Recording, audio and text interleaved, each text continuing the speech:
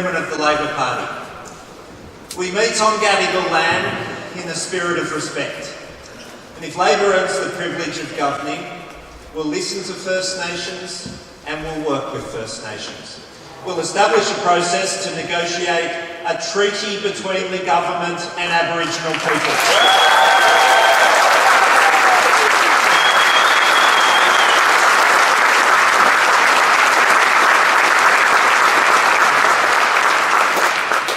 Treaty, an honourable basis for our reconciliation with the First Peoples. At the outset, I want to say that all of us in the Labor Party stand with those workers who will have their penalty rates cut tomorrow. Cuts made possible by the Liberal and National parties. My colleagues and I stand with all of you in the fight to restore their penalty rates, and as I committed to you last year, a state Labor government will legislate to protect the penalty rates of all workers on state awards and agreements.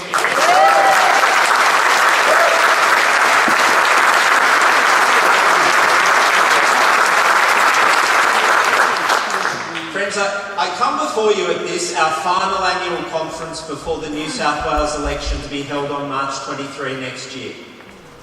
I can report that our organisation is ready, our candidates are in place, that state Labor's in its best shape in over a decade. 3 years ago, the conventional wisdom, Mike Baird was set to reign for 1,000 years. This weekend, well, we're all here ready to fight for the future of the state. Mike Baird, he's on a beach somewhere. Probably taken some work with him. He'll be putting the finishing touches to the corporate social responsibility section of the NAB annual report.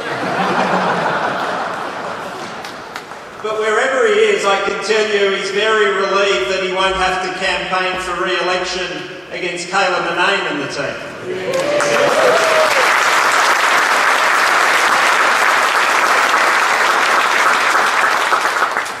Since 2015, we've bludgeoned our opponents at by-elections, defeated their greyhound band, exacted an end to their hated policy of forced council mergers. We have them on the run over stadiums. We've seen off a premier. This tired government, now in its 8th year, on its 3rd premier, 3rd deputy premier and 4th treasurer, waiting to be cut down. Well, we'll finish what we've started. Together we will put an end to this thoroughly bad Berejiklian government. We'll end it on March 23 next year.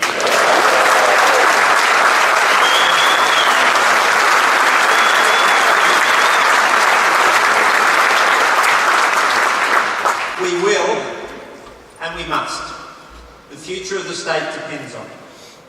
Because you cannot trust the Liberals and Nationals with our schools, TAFEs and hospitals. Their approach, sell-offs, sackings, a Sydney Stadium splurge. There's fewer public schools in New South Wales today than when this government came to office. 120,000 students in demountable classrooms, a $570 million school maintenance backlog. An elective surgery waiting list of almost 78,000 patients and hospitals not adequately staffed. Labor has very different priorities to our opponents. An unprecedented school building program. Every new public school with childcare or before and after school care facilities on site. All new schools exempt from local infrastructure charges. And only Labor will air condition every public school.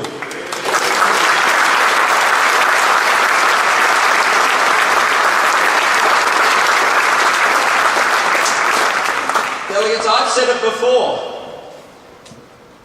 I'll say it again and I'll keep saying it. Schools before stadiums.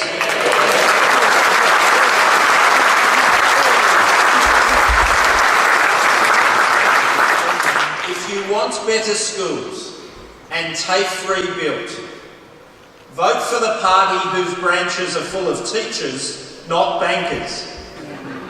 Don't vote for the party whose treasurer's proudest boast is that privatisation is the golden key.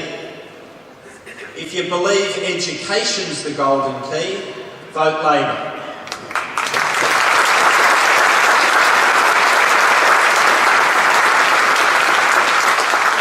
And vote Labor if you believe in public health care. Labor has a plan for health. Hospitals properly staffed, elective surgery waiting lists cut, new nurse walk-in centres, and tackling the scourge of ice head-on with our plan for detoxification and rehabilitation centres attached to our public hospitals. Our opponent's record over 8 years? More than $50 billion worth of privatisations. Power prices up by over 20% this financial year alone. Charges at the Port of Newcastle more than doubled by the new owners after privatisation. The WestConnex road next to be privatised. And you know what that means for motorists. Tolls, tolls, tolls. The public always pays more. That's why I've made Labor's privatisation pledge. No privatisation of water, no more electricity privatisation,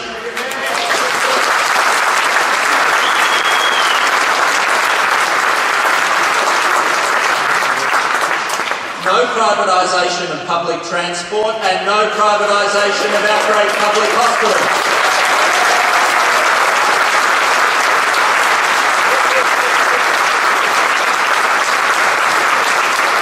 Delegates, in March next year, the sell-offs stop.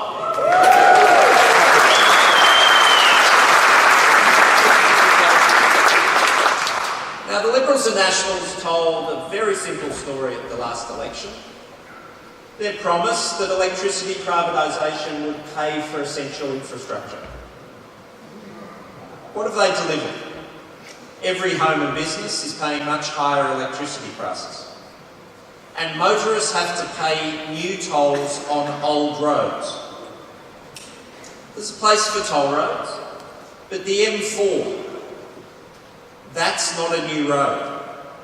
The M4 was paid for, and so the toll was removed when Labor was last in government in 2010. And now the Liberals have brought back the M4 toll. A mere 7-kilometre single-lane widening will be paid off in full by the middle of next year. Yet the Liberals' toll will be in place until 2060. Many households in Sydney's West now spend more on tolls than on fuel. The Liberals' toll is an unfair tax on Western Sydney because it's designed to subsidise roads in entirely different areas, like Ms Berejiklian's Northern Beaches megaton. This toll makes life much harder for the families who use the M4. People who work the hardest and complain the least, the very people the Labor Party exists to represent. We've represented them, we've fought for them. I remember as a young volunteer campaigning on a commitment to lift the Liberals' tolls on the M4 and M5. Bob Carr fought on this issue in opposition, wrestled with this issue in government, and from this very stage, at this very conference, in this very address, made his great announcement in 1996. He said then, "We intend to keep the faith. We will introduce a system that honours our commitment, the M4-M5 cashback." It was prudent, fair, far-sighted, and made a real difference for the people of Sydney's West. Labor at its best, on the people's side. Well, we won't stop fighting. I don't accept the Liberals' $2,400 a year tax on Western Sydney motorists. They've reintroduced the toll, but they deny motorists cashback. That's the ultimate betrayal of Western Sydney motorists. Labor won't accept it. We never will. We're on the side of Western Sydney's motorists. People like Neil. Neil and his wife Helen are raising 2 children under 5 in Werrington, near Penrith. Neil works in logistics in the eastern suburbs. He used to travel on the M4, but now this unfair toll would cost him over $2,000 a year. It's money he can't afford in a family budget already stretched to the limit. So now Neil has to get off the M4 at Church Street, Parramatta. It takes him over 2 hours to get to work. It's not right. That is why, delegates, I announce today a Labor government will restore the M4 cashback for the families of Sydney's West.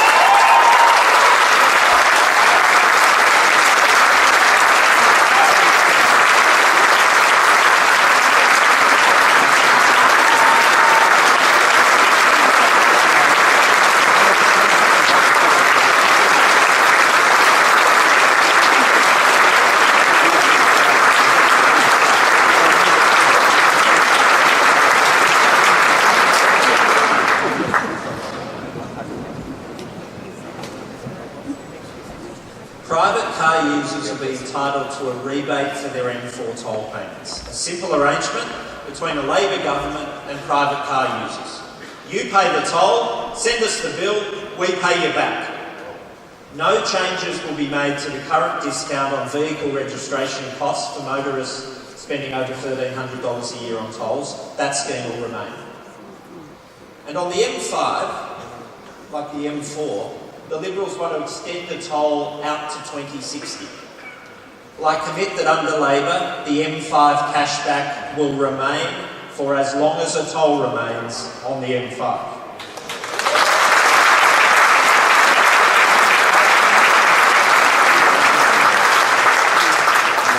Labor's M4 cashback will give back up to $193 million each year to Western Sydney motorists.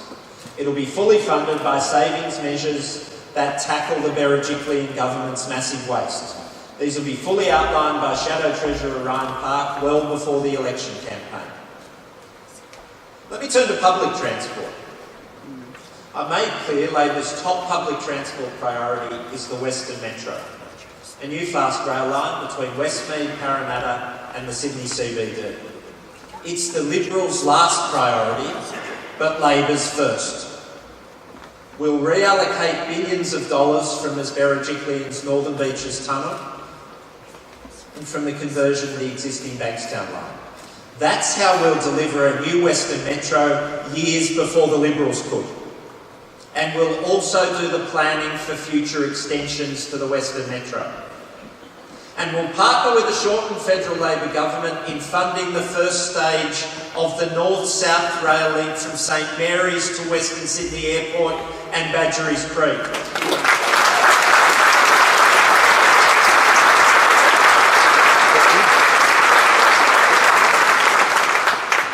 We will connect rail to Western Sydney Airport for the first time for the airport's opening.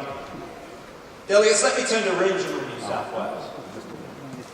In May last year, I announced we'd support the transfer of the state share of the Snowy Hydro Corporation to the Commonwealth on two conditions. First, that it be guaranteed to remain in full public ownership. And second, that all of the proceeds, 100% of them, would be invested in infrastructure projects in rural and regional New South Wales.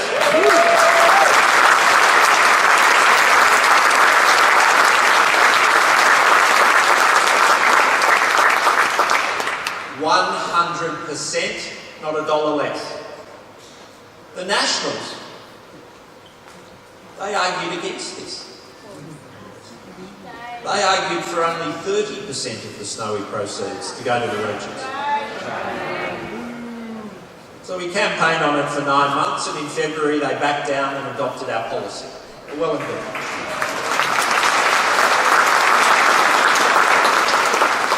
Now, New South Wales has received $4.1 billion from the Snowy Hydro transfer.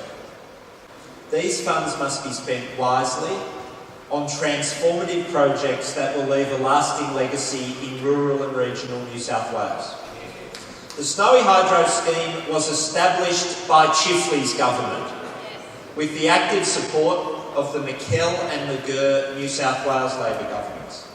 And in 1949, Prime Minister Chifley told the Commonwealth Parliament that the Snowy scheme provides not only for the provision of vast supplies of new power, but also for an immense decentralisation of industry and population. I stand here and pledge to you that these, the Chifley principles, are the principles that will guide a future Labor government when it comes to investing the proceeds of the Snowy Hydro transfer. We'll adopt the Chifley principles.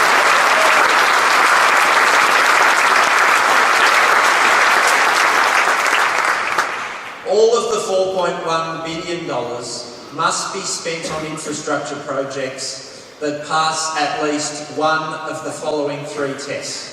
First, the creation of jobs and growth of industry in rural and regional New South Wales.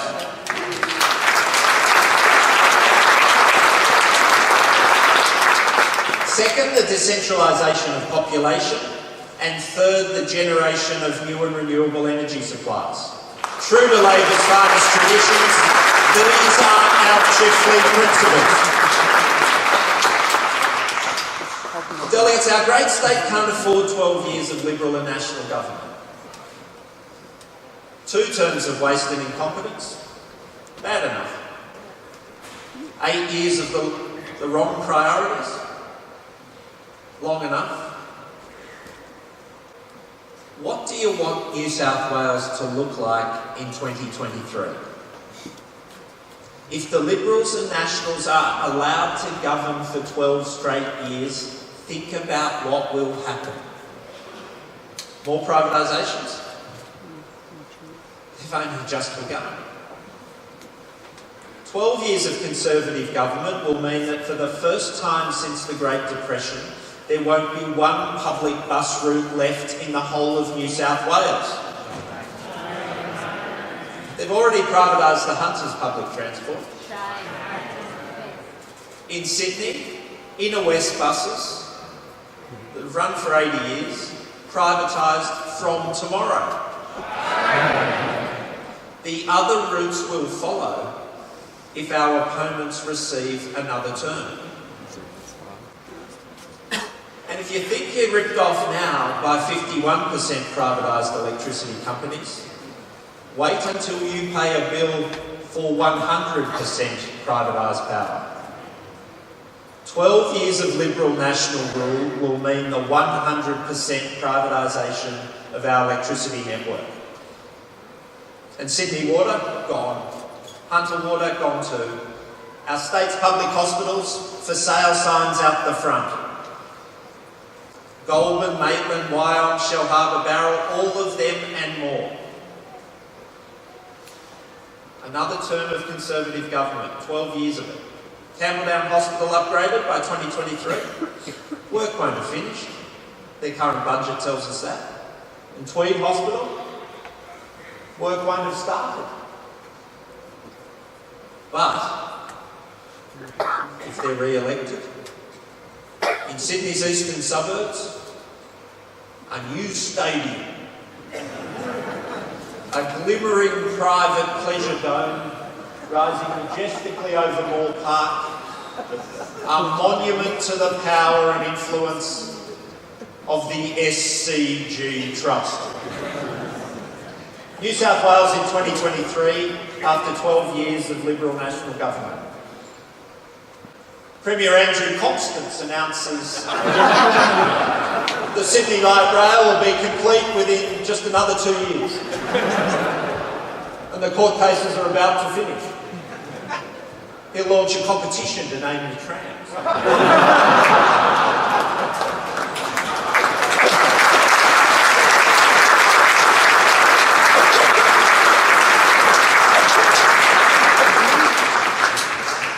And Transport Minister Felicity Wilson,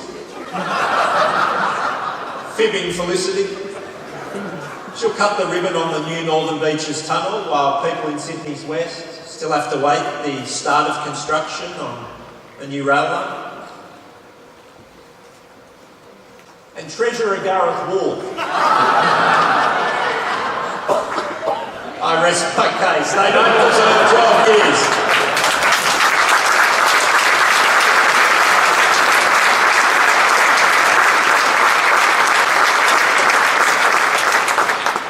They don't deserve 12 years. Waste, incompetence, wrong priorities, privatisation, delegates, it falls to us to stop them. So, as they risk being buried by the mounting mess of failed policies and failing politics, our opponents have thrown the switch to desperate. 7 years of cuts and sell-offs, and in the final roll of the dice, they want us to believe, last week, it's all changed. The last refuge of these scoundrels, a pretend spend on schools and hospitals, an auction on health and education. Well, delegates, if you want to fix schools, TAFEs and hospitals, vote for the party that sees spending on schools and hospitals as an investment. Labor will put schools and hospitals before stadiums.